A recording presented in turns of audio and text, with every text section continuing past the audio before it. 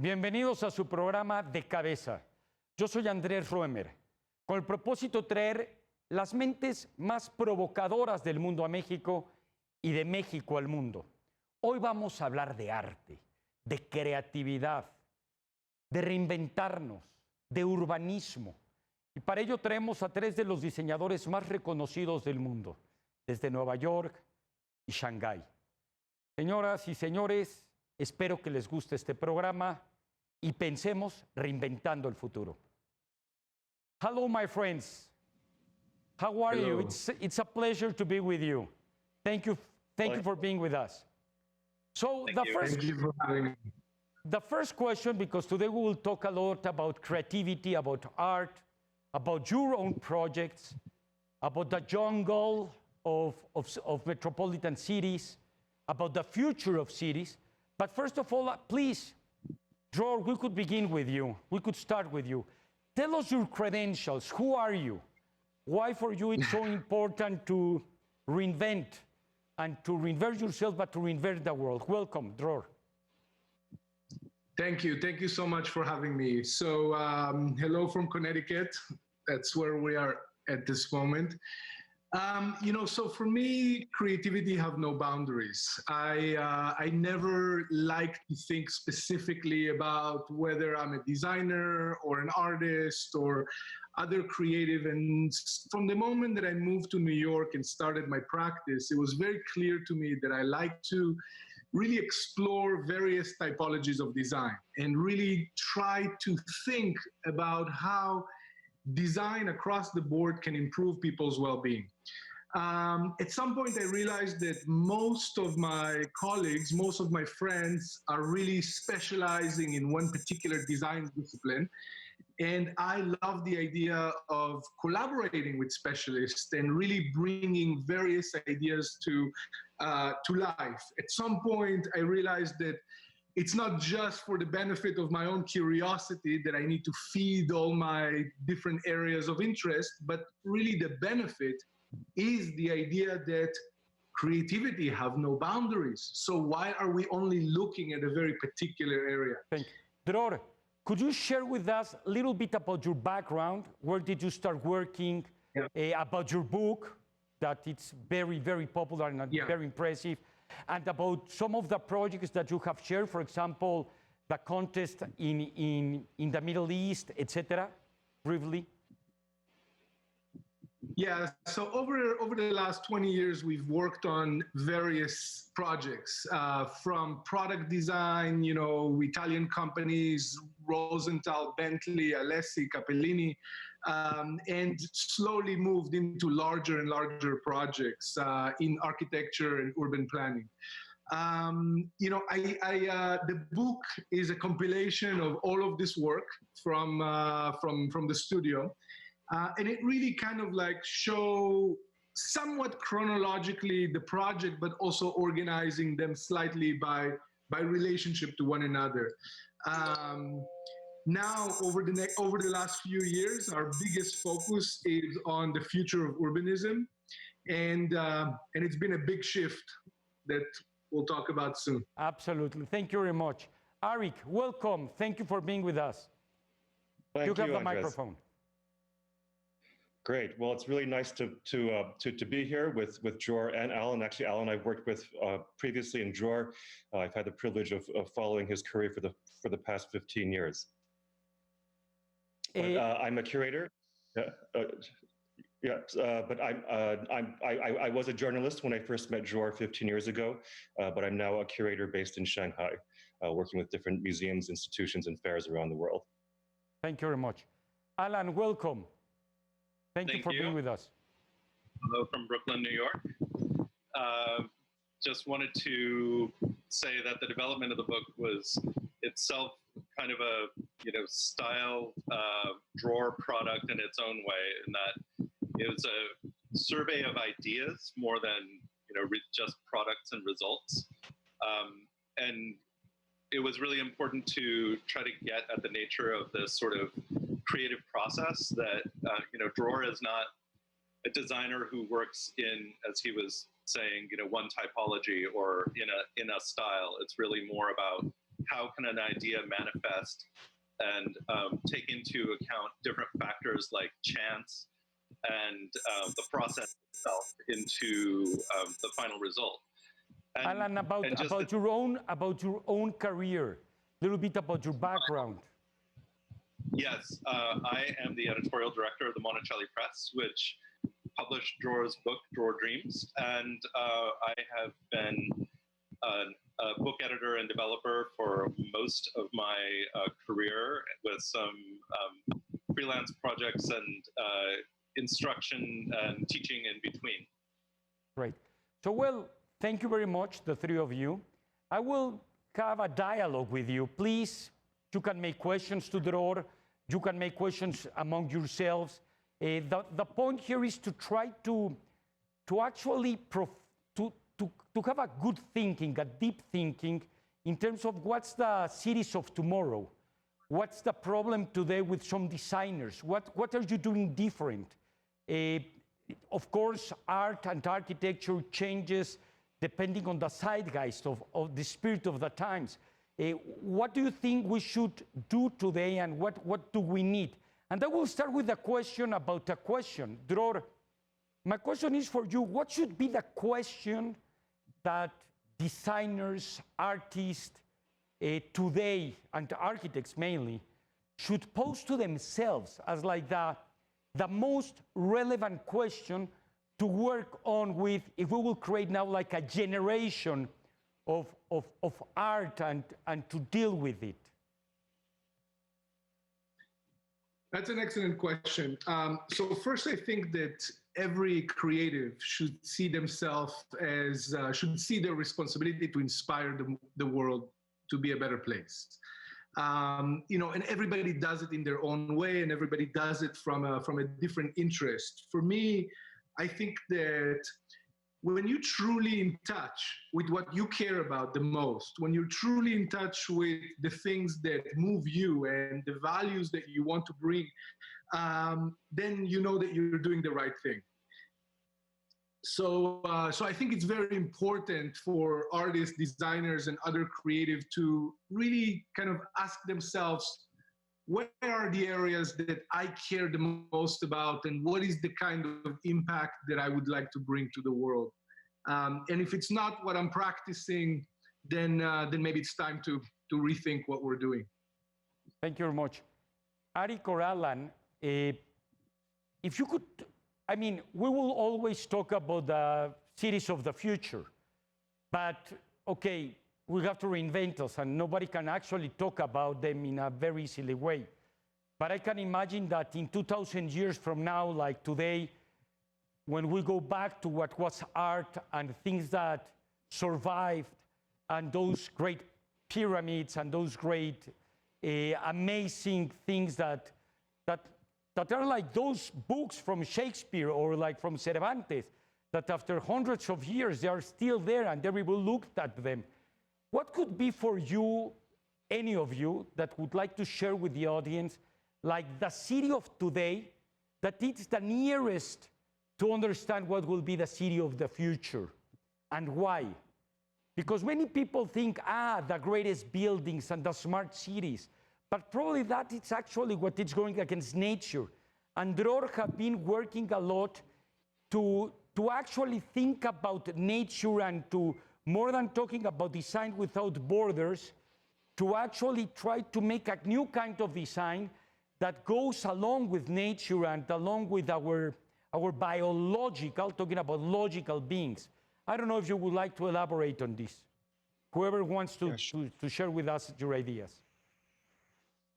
Sure. Well, I think that's a very good and provocative question, Andres, and I'll give you a provocative answer, which is that I think the first priority is to make sure that in 2,000 years there are still humans left to look back at what we've done, and I think that's why there is a move now to less towards monumentality and more towards sustainability, resilience.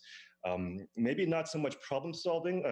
Dror and I have talked about this before. Like I actually don't think that at the macro scale we can talk about solving problems through design anymore, because we realize the problems are too complex to be solved. quote unquote. But what we can do is we can mitigate, mediate, make things better, and find better ways of living, which require better ways of thinking in order to make sure that we have a legacy that actually has an impact, a positive impact. Thank you very much. Yeah. And related to that, just in terms of this thinking of cities, as you're pointing out, not just as some, monument, some emblem like the Empire State Building, but beginning to think of cities more as evolving, living organisms that we are part of. And I think that Dror is, trying to get into that side of the research. But even on the more recent scale, projecting out 2,000 years, we can see how the urban fabric has changed just so much because of recent health and medical reasons and political reasons, and the fact that more streets are being closed from cars.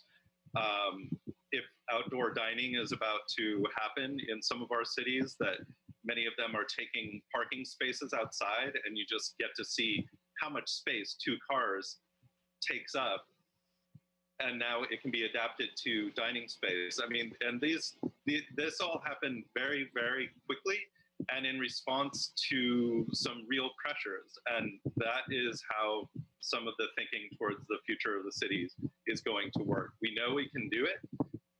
If we can do it in a coordinated way and in a sensitive way, some amazing things could happen. Thank you very much. Dror.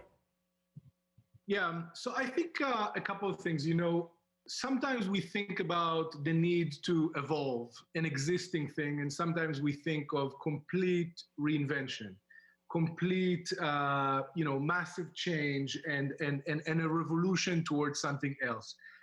I really believe that this is the point that we're in today. Sustainability is simply not enough. We cannot just think about doing things better. We have to do things completely different.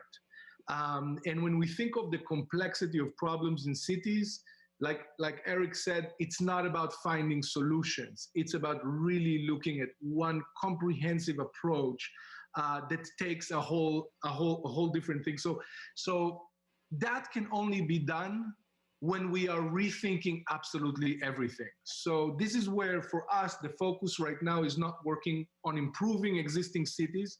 We believe that we will get there somewhere in the near future. But first, we have to focus on a whole rethinking on infrastructure and structure. For me, I think that, I'm very optimistic. I think that we have everything we need today. We have the technological capability, we have the talent, we have the funding, we are able to reinvent urbanism and completely radically move towards a whole new way of living. Dror, now that you are actually on the same line, could you share with us your book, some of your designs, and how come you have that shift from what you were doing, that was a very sound designing firm, and you were like without limits in your project of design without boundaries, and that big shift, you not only have a shift going from New York to Connecticut, but I mean this intellectual shift. What happened, and could you tell us the Dror before the COVID and the Dror after the COVID in terms of creativity? Yes. Thank you. So I need actually to disable the screen sharing. Let me start by saying a couple of things. I ventured into architecture actually after Aric Chen one day told me, Dror, your work is very architectural, and I didn't know what he meant. But that opened for us a whole new approach in the practice.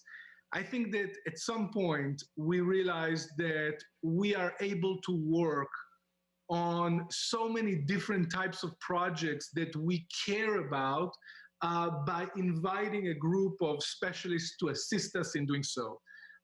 The result of the very first architectural project was that all of a sudden we worked on $1 billion project.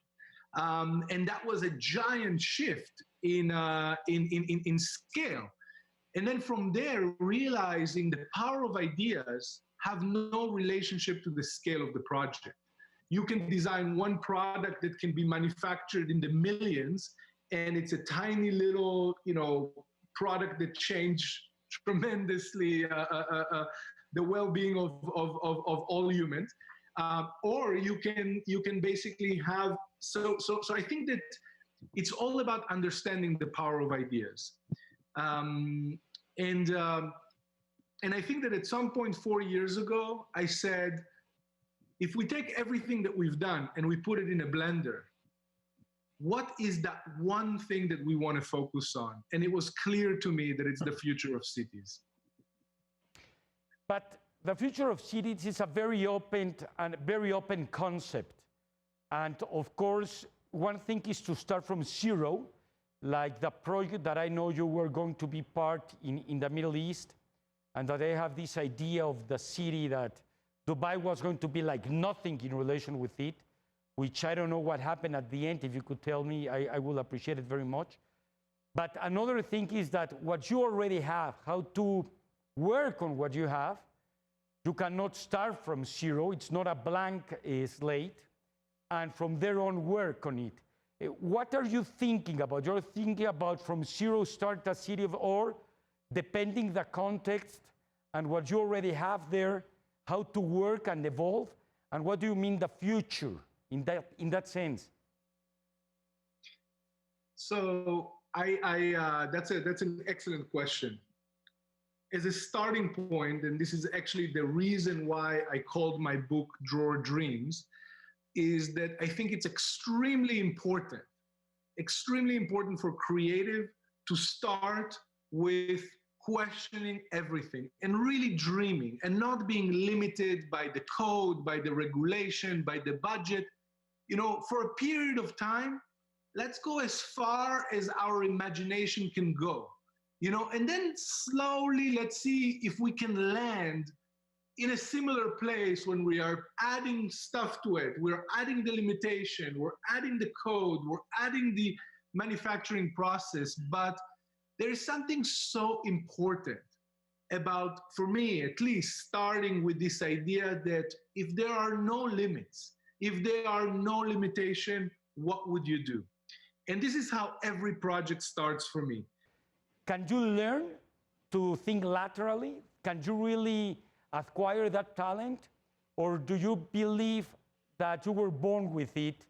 Of course, it's a combination, but it's a necessary condition to have that kind of gene, that kind of, grace to start being creative and thinking differently.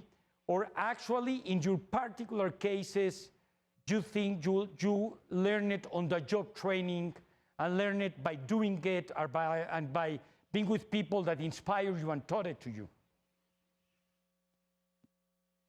Well, from my point of view, I just want to say, as a book publisher, we think that we very much believe that you can learn it if you're open and curious, and that's part of the reason for the book itself is a record of one studio, one person's creative practice that does start from curiosity and this willingness to rethink everything. When you rethink everything, you have to look at it from all angles first. So we hope that, in books and in Dror's book in particular, that we are making a record that other curious people can learn from. Thank you very much. If I can add, Dror. So it's a very tough question. I think that we definitely have the ability to inspire. We definitely have the ability to educate. We definitely have the ability to improve a certain, to aspire to a certain methodology. I do think that innovation have no recipe to it. I do think that it's, something that just come. But I think probably one of the most important aspects relates to, the effort, the time that you put. A lot of people are just not spending that amount of time really devoting to their mission. And I think that it's about practice. It's about, you know, spending the time and really like believing in the process, believing that, you know, you're on to the right path. But No, Andres, like, please. Sorry, if I just add one thing quickly, like I do think one can learn that, but I think maybe just as importantly, one can teach that as well. You know, I think Dror, Alan, I don't know much about your schooling growing up, but I know you know, Dror at least went to a school called the Design Academy Eindhoven, where students are really encouraged to think conceptually, to sort of take creative risks and so on. So like, and not everyone has a chance to go to those kinds of schools, but I think even if it's a matter of giving students room and space to think and take risks, that's really important as well. If you could just leave a message for the people that are watching our program, how to think differently, how to think about the cities of the future, and to understand, like in the Human Zoo, the book by Desmond Morris, that we came from the jungle to the cities, and what that means to our own psychological perspective that have been against nature, and what should we do to go back to our real nature through designing and through architecture. The last word, 1 minute each of you, please. Thank you. Would you like to start? Thank you. Please. Alan, Sure. Actually, why don't I? Dror? Yes, Dror. Yeah. Sure. So first, I think that you know, when we're thinking of something that we're trying to rethink completely, it's very important that our imagination have the ability to put the knowledge, to put, you know, what we believe or what we've learned to believe aside and lock it in a room for a second, and then go back and forth and visit that knowledge and find that knowledge. But really, you know, it takes an enormous amount of time to move from an idea to a system, to a hypothesis, to a theory, right? Like at the very, very, very end, you want to, of course, prove those things. But a lot of time, I mean, one of the things that we're finding right now, I mean, we are going to debut very soon what Supernature has been working on for the last 4 years. And one of the biggest, most fundamental conclusion that we have in terms of what are the cities of the future will be that the cities today are not, is so simple. It's so basic. It's so like, almost when you think about it, that sounds so ridiculous. That tiny little shift could take such a giant chain of effect to a result that we've never seen before, right? And I've been, you know, over the last 20 years, I've seen this happen to me over and over and over and over again. The solution sometimes is just in front of us, but we are clogged with the knowledge that we are having, and we are thinking, that's not possible, that will be it. Thank you very much. Alan, your last comments in the program, please. As to build from some of the previous discussions about, you know, the value and the nature of creativity, it is not necessarily as important as the work, you know, the application of the ideas and the curiosity, but just that work isn't all work. Work is also the element of play and exploration and the application of curiosity. So going back to how we got from the jungle to the city, it wasn't just always escaping the predator or being the predator, but there was the innovation came through the value of accidents and the realization of that lateral kind of thinking and that exploration of curiosity. When work is play, we are going to have a more creative future. Thank you very much. Aric, please. Yeah, well, I think it's already sort of been said, you know, in the title of the book already. You know, it's really important to dream, you know, but to dream in the sense that dreams actually don't make sense, right? They're sort of impossible kind of fragments of information and memories that come together in plausible ways, and yet somehow they affect who we are, how we think, they reflect who we are. And they are the means through which impossible things sometimes do become possible. And I think Dror is a really good example of that through his work. Thank you very much to the three of you. It was an honor to share your ideas. Of course, we will promote Dror, your book, and I hope to see you soon, the three of you. Dror, again, we are friends for many, many years, and I'm always have admired your work, and now the work of all of you. And thank you for being part of this program, the Cabeza, because again, the purpose of it is to go against intuition, to think differently, and you are the sample of it. So thank you very much, and have a great Sunday night. Muchas gracias. Thank you very much. Bye-bye. Well, Hasta luego. Thank you. Pues muchísimas gracias. Este fue el programa de Cabeza, hablando de arte, del diseño del futuro, de la creatividad. El proyecto de personajes como los que ustedes acaban de conocer están cambiando al mundo.